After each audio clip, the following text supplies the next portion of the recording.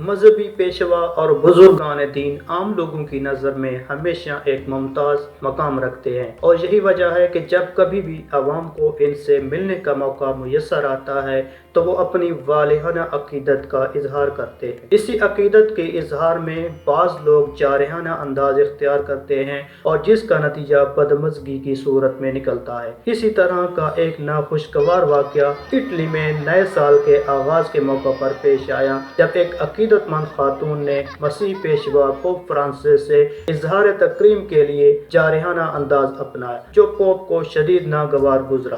نئے سال کے آغاز کے موقع پر پوپ فرانسس مسیحیوں کے مقدس شہر ویٹیکن سٹی کے سینٹ پیٹرز اسکوائر میں زائرین اور عقیدت مندوں کو مبارکباد دیتے ہوئے مصافحہ بھی کر رہے تھے۔ اس موقع پر پوپ فرانسس بچوں سے ہاتھ ملا کر دور جانے لگے تو ایک خاتون نے ان کا ہاتھ مضبوطی سے تھام لیا اور اپنی طرف کھینچنے کی کوشش کی۔ پوپ فرانسس کو خاتون کی یہ حرکت شدید ناگوار گزری، اور انہوں نے خاتون کی گرفت سے اپنا ہاتھ چھڑانے کے لیے ان کے ہاتھ پر ایک تھپڑ بھی رسید کیا اور برہمی کا بھی اظہار کیا۔ خاتون نے صلیب کا نشان بنایا ہوا تھا اور 83 سالہ پوپ کا ہاتھ پکڑ کر ان سے کچھ کہنے کی کوشش کی، مگر یہ واضح نہیں ہو سکا کہ وہ کیا کہنا چاہ رہی تھی۔